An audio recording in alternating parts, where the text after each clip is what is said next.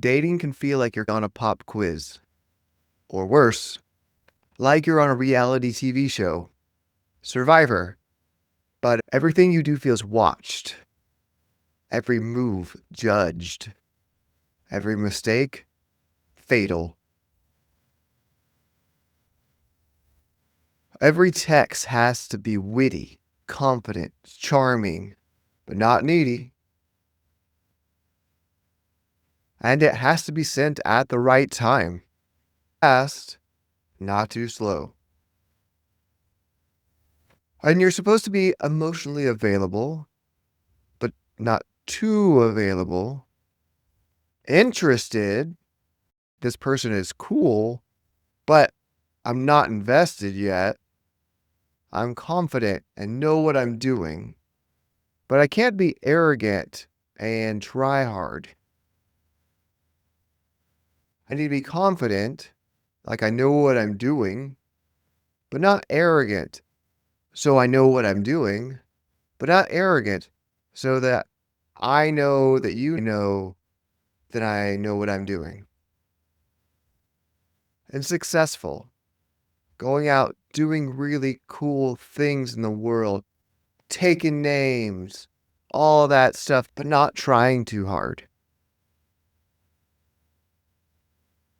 And there's expectations about money, ambition, how you're supposed to show up. And dating starts to feel less about connection and more about evaluation. So add in expectations about money, ambition, sexuality, how you're supposed to show up, and dating starts to feel less like a connection and more like an evaluation. And dating starts to feel less like a connection and more like an evaluation. For anyone, that's a lot. But if you have ADHD or ADHD-ish wiring, it's way worse. Because now you add urgency, time blindness, and emotional impulsivity. Neutral faces feel like rejection. Silence feels like danger. Waiting feels impossible.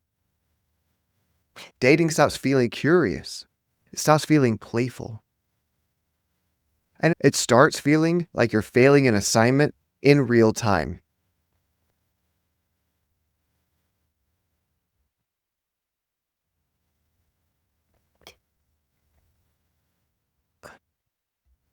Let's talk about why this lands so hard if you have ADHD or are on some type of spectrum where your attention struggles. Let's talk about why this is so hard for the ADHD-ish. You see, attention issues aren't really just about attention. They're generally more about regulation, emotional regulation specifically, impulse control, time perception, being able to stop all of your body that wants to keep going and do the really fun thing, chase the fun object that's shiny out there in space. Because your brain and rest of your nervous system struggles to feel the future as real. Your brain struggles to see the future. Your brain struggles to feel the future as real. So everything important feels like it has to be handled now. Now, add in dating. Dating activates one of the most ancient systems we have: social bonding and reproduction. Which means, congratulations, your threat system just lit up. From an evolutionary standpoint, rejection isn't just uncomfortable, it's dangerous. Historically, rejection meant exile. You're no longer a part of the tribe. Get out of here. And exile means no protection. So you're all alone, and this world doesn't care about you. Sound familiar? And no protection means death.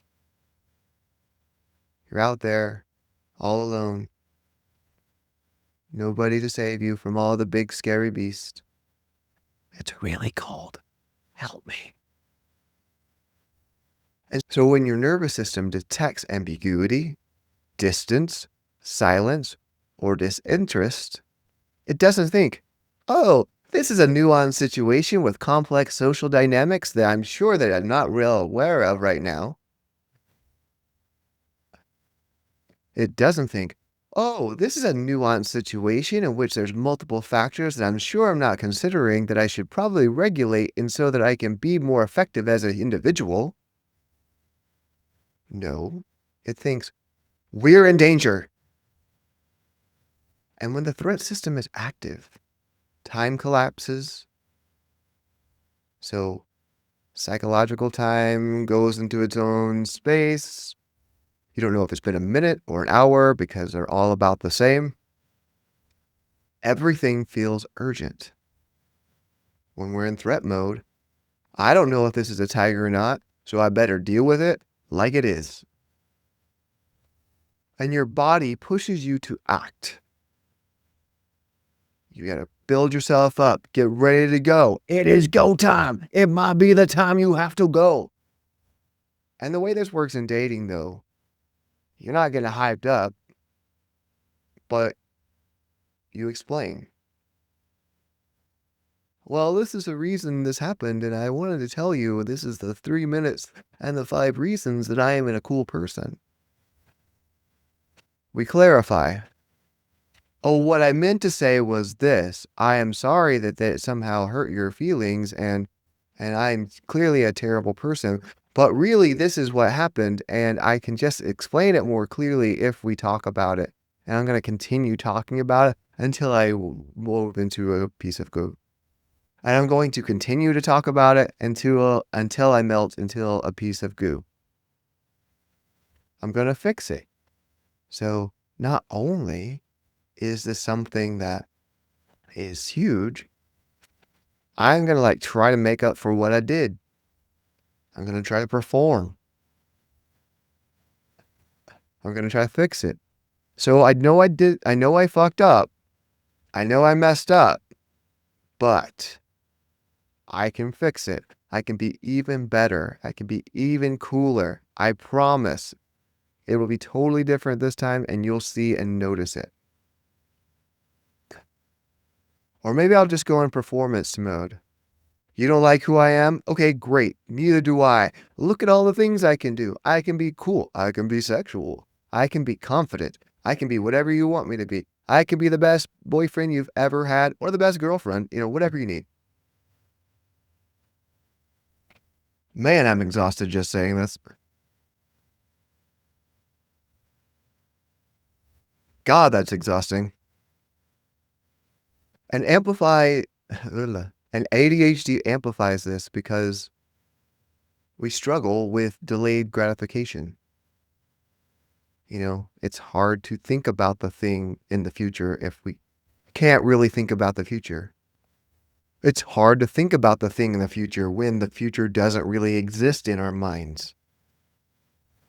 We crave dopamine, or at least have been conditioned to need stimulation all the time to feel okay.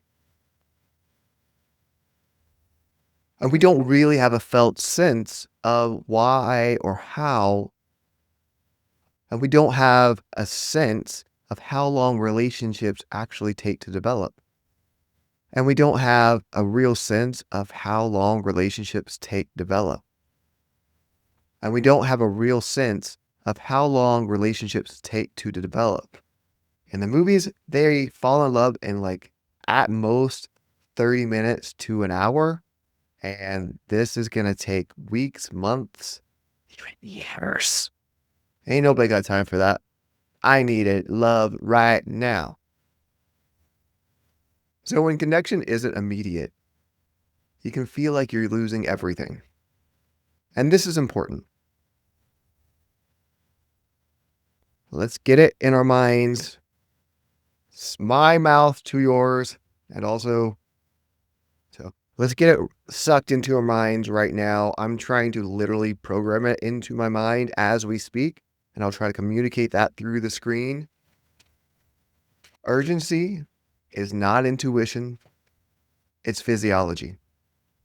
Urgency is not intuition, it's physiology. That urge to text again, or explain yourself, or fix something that you don't even understand yet, that's not wisdom from the universe saying, come talk now. It's fear. It's your sympathetic nervous system that's trying to organize you to say, take care of this big scary thing because something is unknown and I don't know what to do, and so probably I should try to do something to solve it. So it's not wisdom, it's fear. So I'm not going to gaslight you. Some people will judge you on outcomes. The world is largely based on, did you deliver results or not? Bosses do it, markets do it, corporation does it, competition does it. If you're on a cool game show, they do it. Maybe even your parents do it. Sorry, that got a little personal. And yes, modern dating culture often rewards status. And it's true, there's an evolutionary function to that. Confidence. Yeah, looking cool and being good in the moment is important. So looking like you trust yourself, like you can handle big decisions is important. And a certain level of polish. I mean, let's be honest, nobody is reading your profile. They're looking at the pictures and saying, I like this. I don't like this. And presentation. What? They care about the package. No, get your mind out of the gutter. The actual package. Although they may care about that too. I don't know. And especially early on. I want to be clear. This isn't just be a good person and it'll all work out. That is what we call in the scientific community bullshit. But here's the mistake that most men make. They internalize that game as a measure of their worth. This is performance-based worth. The idea that I'm only valuable if I'm succeeding. I'll belong if I'm chosen. And I only matter if I'm impressive.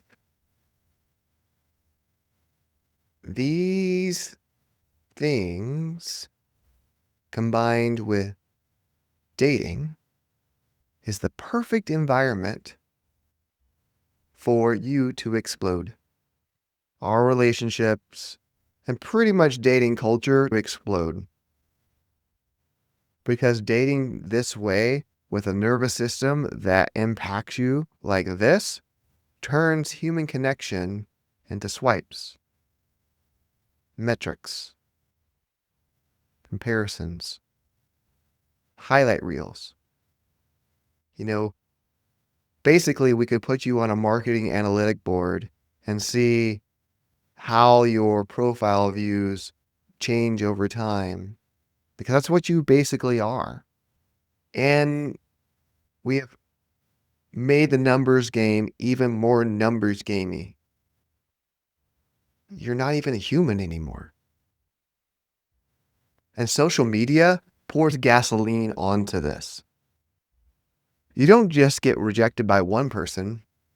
You feel rejected because you get compared to every man online, both literally and in your own mind. Because there's people who are better looking, who are further ahead, making more money, who appear more confident and poised, doing all the cool shit that you wish that you were doing. More successful, nice cars, cool images. They don't tell you that many of these have been like bought and paid for with $1,000 photo shoots. No big deal. And if you already have ADHD or some other thing that's impacting your attentional and impulsive capacities, You've felt this for years that you just don't measure up. So dating stops being relational. It becomes performative. At best, you play the game. At worst, it's theater.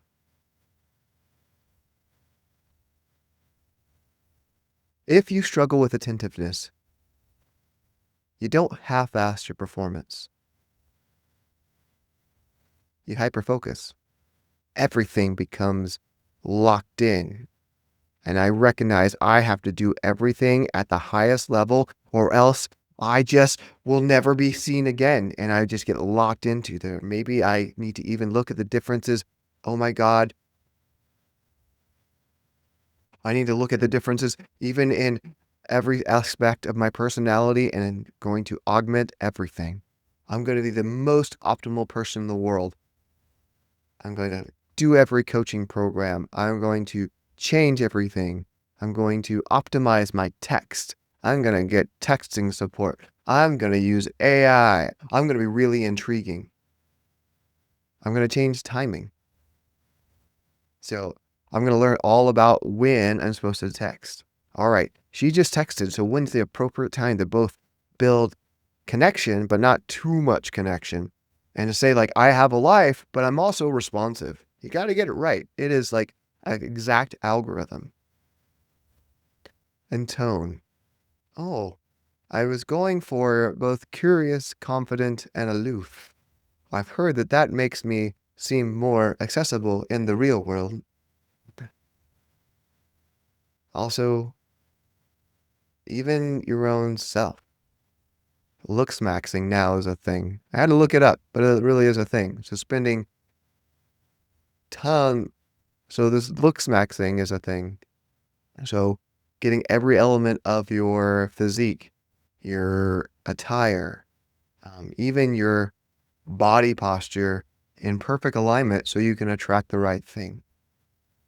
And I'll be clear, none of these things are inherently evil.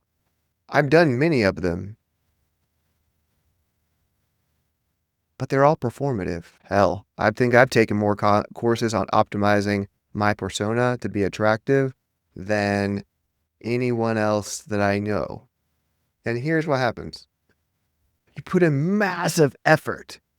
You're working on yourself. You're driving. You pour yourself into a pulp. You get beat up. People tell you that you're ugly or insulting or have bad clothes or smell or look funny or talk weird, which is still something that I struggle with, especially doing a YouTube where you can see me talk. And the results don't match the effort that you put in.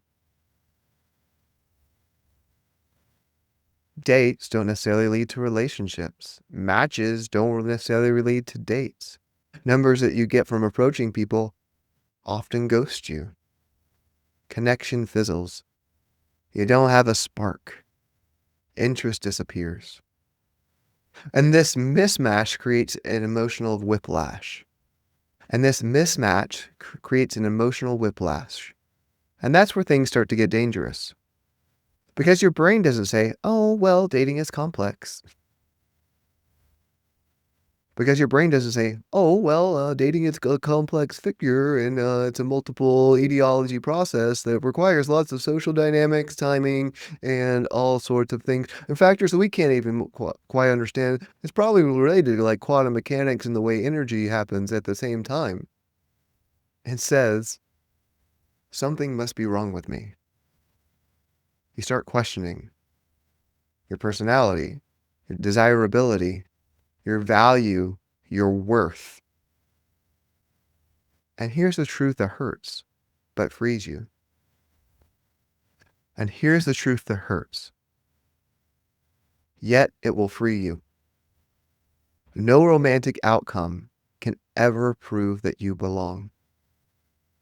Even that thing that you want, the really hot girl that you finally get to marry, the family that you finally created, the polygamous community that you developed because you thought that that's what cool life was. I mean, no hate. I just feel like that'd be really complicated. I digress. But chasing that proof will exhaust you. And let me show you a loop I see over and over and over. And let me show you the loop I see over and over. Step 1, pressure to perform. You feel it everywhere. From culture, from comparison, from your own mind. It seems like you need to be the Giga Chad just to be at the most basic level. And look, if you look anything like me, yeah, you're sexy, but you're not a Giga Chad. You're also not making $500 million, and it's unlikely you're going to. Step 2, over-efforting. You pour so much into dates. You try to be clever, interesting, available. Or you go all in on self-improvement.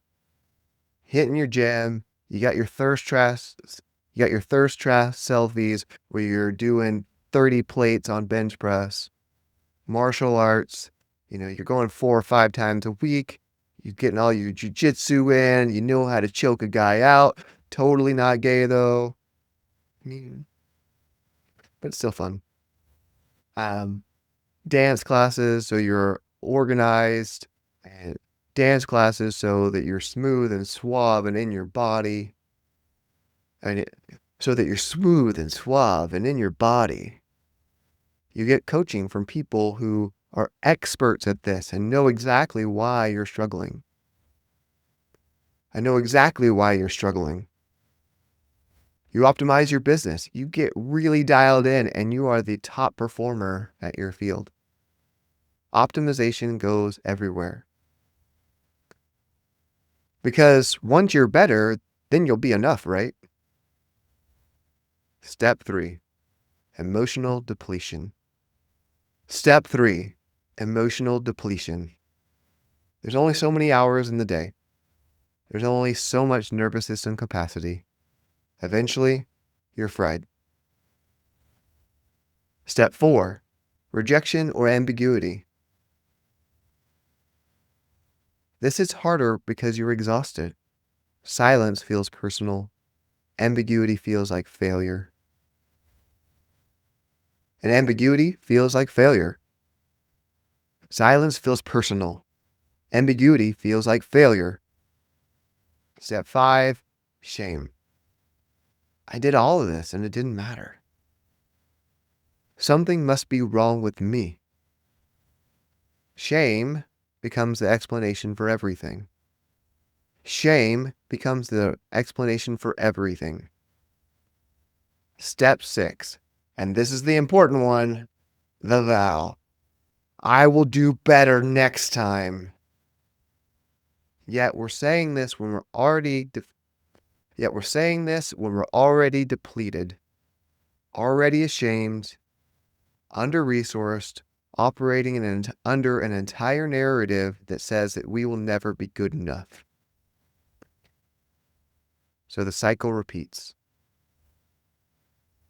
Inside this loop lives a monster, a voice that says you're behind. Inside this loop lives a monster that says you are behind. Other men have it together. You can't slow down. You can't afford it. You can't afford to screw up. You have to just keep going. And modern masculinity hands that monster a commandment. Rest is weakness. Rest is weakness. And this is the big lie that's underneath everything.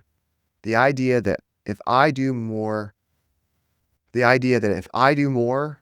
I'll finally be enough. This is performance-based identity.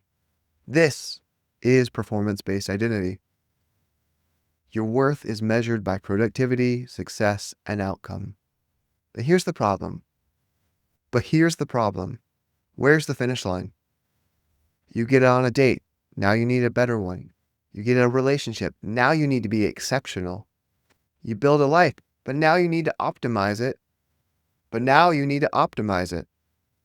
The goalposts never stop moving. If becoming enough requires constant motion, then you'll never arrive. Let me be clear. Yes, be a man of action. Action matters. Action matters.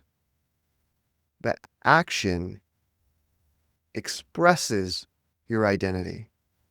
It doesn't create worth. Belonging comes first. Your value is inherent, and action flows from it. Real strength isn't constant motion, it's the ability to pause. Real strength isn't constant motion, it's the ability to pause. In dating, that pause sounds like, am I acting from urgency or from my values? In dating, that pause sounds like, am I acting from urgency or from my values? Because only when you attract from your values do you attract what you actually want. Dating gets clearer when you stop trying to prove your worth and start acting from it. Dating gets clearer when you stop trying to prove your worth and you start acting from it. This isn't about blaming women. This isn't about blaming women, society, or anyone else. It's also not about denying reality. It's also not about denying reality. It's about reclaiming your nervous system, your identity, and your agency. We live in a social world, and you still have power. And when you take it back, that's where things can actually change. And when you take it back, that's when things actually change. And when you take it back, that's when things actually change. Let me know if this hits. And I hope that you're taking some time to actually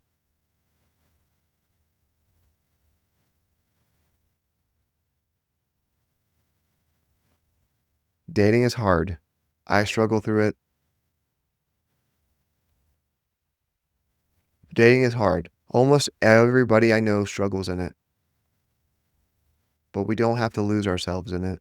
And in fact, if we do it well, it can be the best tool for us to develop who we are to get exactly what we want. But we have to be willing to take it back, to take your power and slow down to do what actually matters. And do what actually matters. And do what matters. Let me know how you're going to do that in the comments below. Have a wonderful day.